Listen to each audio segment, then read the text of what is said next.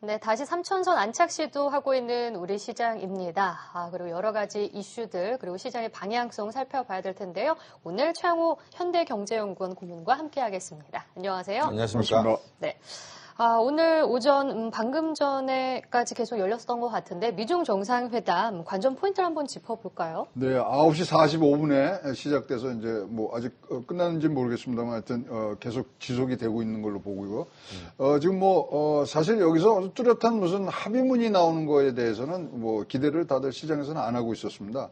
근데 이제 이런 정상회담이 열리면 누가 먼저 이것을 하자고 하느냐가 사실 굉장히 관전 포인트 중에 하나였는데, 추적을 해보니까 사실 5월 달에 문재인 대통령과 바이든 대통령이 이제 만났을 때 사실 대만과, 남중국해의 그 얘기가 느닷없이 나왔거든요. 그때부터 추적을 해보면 왕이 부장이 굉장히 이제 활발하게 움직이면서 10월 6일 날 그러면 한번 만나자. 근데 워낙은 이제 G20의 로마에서 만나기로 했던 게 이제 무산이 되는 뭐 부분들이 있어서 하여튼 뭐 10개월 만에 화상으로 하는 정상회담입니다. 그래서 백악관 표현이 굉장히 웃겨요. 화상이란 말만 씁니다. 정상회담이라고 얘기는 지금 안 하고 있고요. 근데 이제 들어가기 전에 바이든이 좀 어깨가 으쓱해서 지금 정상회담에 들어갔거든요. 인프라 법안에 이제 서명을 했고, 그러면서 나오는 과정에서 뭐라고 얘기했냐면 중국은 도로의 규칙을 따라야 한다. 이렇게 얘기를 하고 지금 회의에 들어갔기 때문에 지금 중국과의 경쟁이 아주 조건을 이제 설정하는 부분으로 갔고요. 미국과 충돌을 하지 않는 상식의 가드레일이 필요하다는 워딩을 남기고 지금 회의를 지금 하고 있습니다. 그래서 이제 보면요, 제가 뭐 판단하기는 중국이 먼저 이것을 하자고 먼저 얘기를 했지만 사실 더욱더 필요한 사람은 바이든이 됐던 것 같습니다. 그 사이에 이제 바이든의 국내 정치적인 뭐 문제 때문에. 그래서 이제 두 사람이 만나서 좀 할 얘기는 굉장히 많은데 어떻게 이제 풀어나갈지는 모르겠고요. 제일 중요한 거는 일단 실질적으로 나올 거는 미중 간의 무역협의 1단계가 이제 연말로 끝납니다. 그것을 어떻게 연장을 할 것인가 아닐 것인가가 이제 제일 관건이 되는 실제적인 그런 결과가 나올 거고요.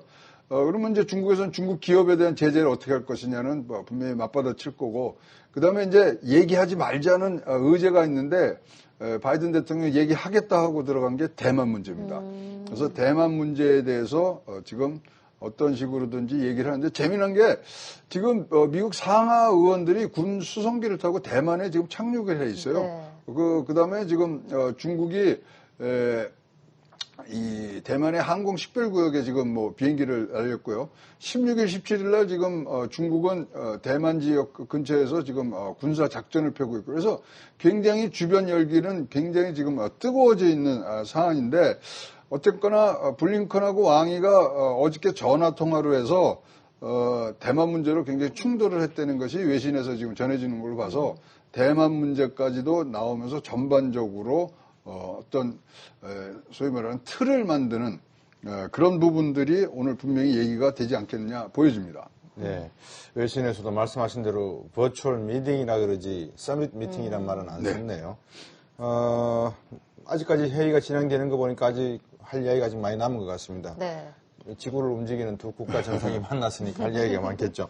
그건 그렇고 우리나라로 잠시 시야를 돌리면 이재용 부회장 출국했어요? 출국하면 되는 겁니까 지금? 허가 받아서 나간 건가요? 아니죠. 근데 일단은 유죄 판결을 받았기 때문에 미국에 들어갈 때 좀 복잡합니다. 그래 우리 이제 전자 비자를 받으면 되지만 여기는 단수 비자를 받아서 나왔고요. 매주 목요일마다 재판이 있었거든요. 네. 근데 요번 주 목요일은 수능일이라서 재판이 없습니다. 그래서 그거를 활용을 해서 지금 나간 것 같고요. 미국으로 뭐 바로 가는 줄 알았더니 일단은 캐나다를 들려서 캐나다의 몬트리올하고 가서 AI 연구소를 들려본 것으로 지금 확인이 되고 있고요.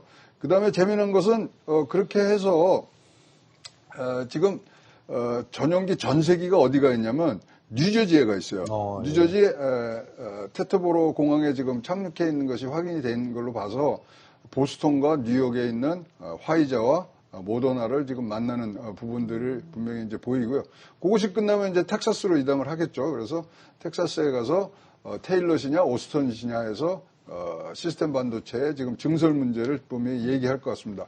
두 가지 숙제를 갖고 간 것 같아요. 그런 걸로 봐서 반도체 공급망 강화에 어떤 이익을 담당하는 부분과 그다음에 어쨌거나 이제 이 바이오 쪽으로 사람들 만나는 것은 백신의 내년도 수급에 대해서 숙제를 좀 풀고 오려고 하는데 지금 일주기, 그러니까 이건희 회장 일주기 때도 이제 뉴 삼성에 대해서 얘기들이 나온 걸로 봐서 뉴 삼성과 관련된 얘기들이 쭉 나올 것 같고요.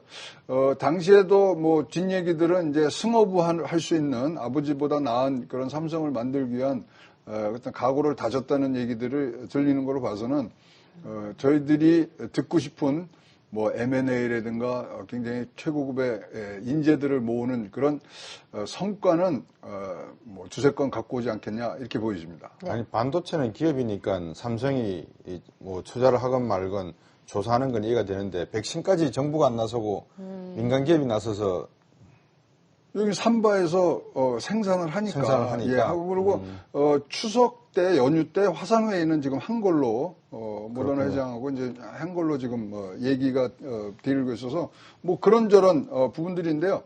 진짜로 재미난 건 이겁니다. 지금 단독 출장입니다. 수행이 없습니다.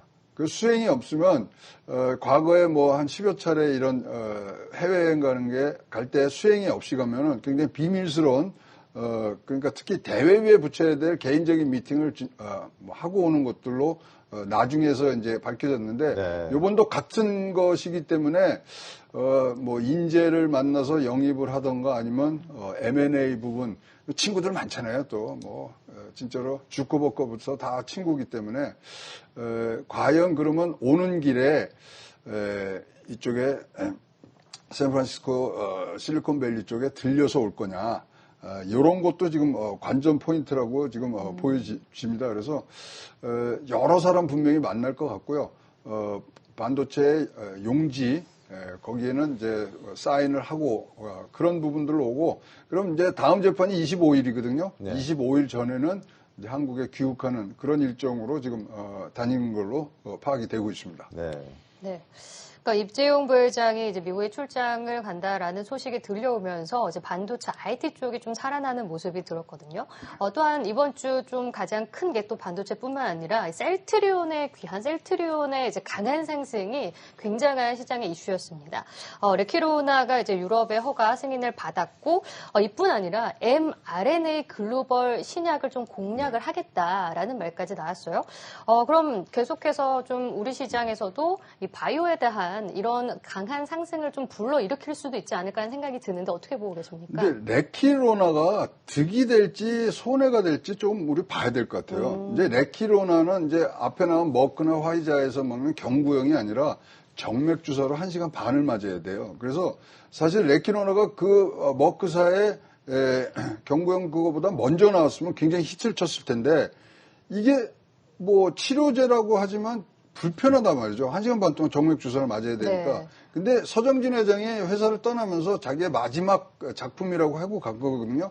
근데 이거를 개발하기 위해서 셀트리온에서 이 나오는 생산 라인 파이프라인들을 좀 완전히 조정을 했어요. 그래서 사실 셀트리온이 지금 실적이 좀 나쁜 부분들이 있어서 그러면 종합하자면은 진짜 이렇게 치료제가 우리가 과거에 머크사가 봤던 그런 효과를 낼 수 있느냐, 거기도 좀 부정적이고, 그 다음에 전체적으로 지금 이것 때문에 파이프라인이 조정이 된 부분들에 있어서 단가가 낮은 게 지금 들어갔단 말이죠, 생산에. 그래서 전체적으로 이것을, 셀트리온 지금 올라가고는 있습니다만은, 전체적으로 제약업계를 끌고 갈 동력이 있는가에 대해서는 좀 지켜봐야 될 상황이라고 보여집니다. 네. 그리고 또 이슈가 있었는데, 이제 MSCI 신규 편입이 지난주에 이제 발표가 되었고, 이제 이번 달 말에 편입이 될 텐데, 좀 의외였던 게 SD 바이오 센서와, 네. 그러니까 SD 바이오 센서가 편입이 되면서 굉장히 강한 상승을 보였고, FNF 같은 경우는 예상이 됐었지만, 지금 결과가 나온 다음에 좀 하락하는 모습이 나왔어요. 그 외에도 크래프톤, LNF, 네. 카카오 게임즈가 있었는데, 패시브 매수 수요가 좀 가장 큰 종목은 어느 쪽으로 봐야 됩니까? 지금 카카오가 이제 6,300 800억 정도가 지금 들어오는 걸로 이제 보여지고, LNF가 2,765억 정도. 그래서 전체는 1조 4천억 정도가 지금 들어올 건데요. 어쨌거나 지금 전체 시가총액 대비 유동 시가총액으로 이제 기준을 삼아서 들어오는 거니까 들락날락합니다. 근데 지금 30일까지는 전체적으로 봤을 때 이제 총합 6개가 1조 4천억 정도가 이제 뭐 자금 유입이 되는, 그러니까 이제 MSCI 이제 추정 지수들에 의해서 이제 자동적으로 가거든요. 그건 패시브니까. 근데 이렇게 됐을 때 이제 사실 뭐 우리가 지금 말한 6개들은 지금 올라가는 게 뚜렷이 보이지만, 빠진 종목들은 이제 다들 이제 매도를 하시기 시작하니까, 빠진 종목은 지금 신세계하고 휠라 홀딩스가 지금 빠졌는데, 뭐 우리가 짐작한 대로 조금씩 지금 빠지는 부분들이 나옵니다. 근데 지금 이제 홍남기 부총리가 최근에 이제 영국이랑 다녀오면서 MSCI가 우리가 지금 신흥국에 지금 포지션되어 있는데 선진국으로 지금 해달라. 근데 그 이제 후속 얘기는 안 나오고 있지만, 선진국으로 가야 사실 MSCI 이렇게 신규 편입할 때 많은 효과가 납니다. 신흥국과 선진국가의 자금의 크기를 보면은 선진국이 5.67배 크거든요. 그러니까 이럴 때 딱딱 들어가줘야 사실 효과가 있는 거지. 신흥국으로서는 중국의 지금 비중이 강화되는 부분, 그 다음에 신흥국 리스크 이런 거 따졌을 때 과거에 우리가 느꼈던 신규 편입에 의한 효과들은 크게 나타나는 것 같지 않고요. 이 선진국 MSCI에 지금 들어가는 게 참 모든 관계자의 지금 꿈인데, 사실 이게 돼야 4천에 뭐 접근하고 4천을 넘을 수 있는 여력이 생긴다고 생각해서 당국에서는 조금만 더 열심히 좀 해주셨으면 좋겠습니다. 네. 네. 당국 말씀을 하셔서 요즘 요소수 문제 때문에 당국께서 좀 곤란하신 것 같은데 어떻게 보십니까? 당국께서는 어떻게? 이거는 합니까? 뭐 진짜로 입이 10개라도 지금 말할 게 없죠. 지금 뭐 요소수라는 게 사실 우리나라의 한국비료 같은 경우는 세계 최대 공장이었는데, 그거를 뭐 벌써 10년 동안 지금 우리가 안 쓰고 있는 부분들, 그러나 중요한 것들이 이렇게 나오는 것들을 우리가 간과한 부분들이 많고요. 우리나라 이제 연간 요소수만 따지면 연간 30만 톤 정도 필요하거든요.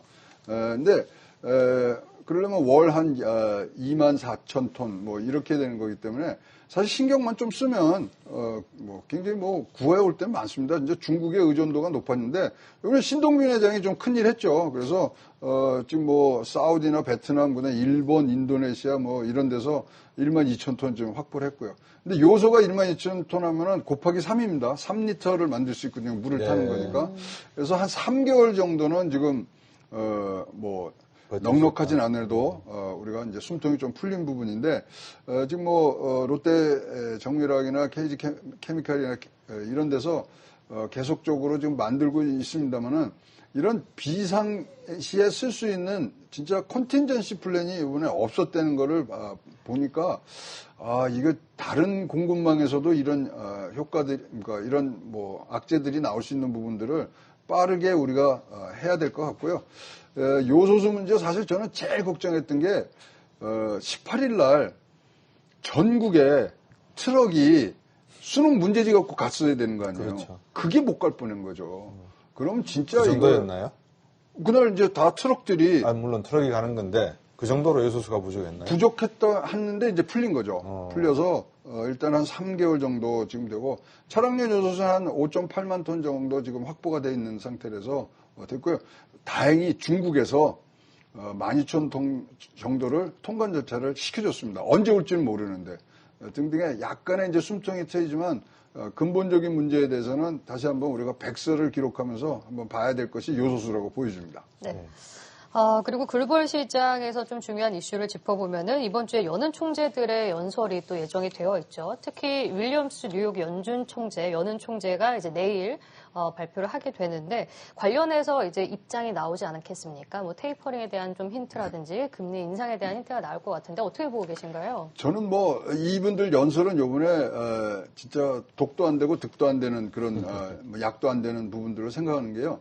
지금 연준의 이사 지금 6명을 바뀌어야 돼요. 부의장 두 분을 다 바뀌어야 되고 연준 내가 지금 사실 굉장히 복잡한 상태이기 때문에 어떤 한쪽으로 치우치는 포지션을 가질 수가 없다고 생각을 하거든요. 일단 그러나 이제 종합해 보면 테이퍼링 이후에 정책 방향에 대해서 지금 분명히 어떤 방향성을 줄 것 같지만 지금 모든 사람들의 얘기가 지금의 인플레이션을 바로 꺾지 못하면은 굉장히 예상보다 빠르게 금리 인상이 가야 된다는 것은 다들 동의를 하고 있기 때문에 이 부분에 대해서 어떤 포지션을 갖느냐인데 아니 지금 뭐 수장이 바뀌냐 마냐의 지금 문제이기 때문에 12월 달 지금 회의에서도 과연 뚜렷한 방향성을 갖고 결정할 수 있는 채를 잡을 사람이 있는가 이런 부분들이 조금 뭐 어려운 지경에 있고요. 하여튼 미국 증시는 지금 인플레이션을 얼마나 반영해야 되는가에 지금 고민하는 장이 됐거든요. 그래서 이 부분은 이런 빅 퀘스천 마크가 계속 달린 채 내년 초까지는 갈 수밖에 없는 상황으로 지금 보여집니다. 네. 그래서 이제 남은 이벤트가 좀 제한됐기 때문에 벌써 이제 시장은 12월로 좀 옮겨가는 것 같아요. 12월 FOMC에도 시장 초점이 맞춰져 있는데 좀 전망은 어떻게 보고 계십니까? 근데 FOMC 12월 달이 왜 중요하냐면요. 그날 점도표를 발표하는 회의이기 때문에 그렇게 됐고요. 지금 나온 걸로 보면 가능성이 올해 0.1%까지 올릴 수 있는 가능성이 있다 그러는데 점도표를 전반적으로 중간치를 잡아보면요. 내년에 0.3% 정도 올리는 부분, 그 다음에 2023년대 가면 1% 정도 올리는 걸로 봐서 지금 뭐 보면은 내년도 2번, 그 다음에 3번 정도를 올리는 것들이 지금 평균치로 갔고요. 근데 3번 올리면 어떻게 되느냐? 이거는 달러가 너무 강세가 되기 때문에 이 부분에 대해서는 또 고민들을 지금 할 것 같고요. 일단 연준 12월 달 중요하지만은 연준의 의장이 어떻게 되느냐가 훨씬 더 시장의 파급력은 있을 것이라고 보여집니다. 네. 2월 달에 또 파월 의장과 이 어떤 자리 교체가 있을는지는 모르겠습니다만 미국도 그렇고 중국도 그렇고 정상회담 소식을 또 한번 기대해 보면서 오늘 말씀 여기에 듣도록 하겠습니다. 고맙습니다.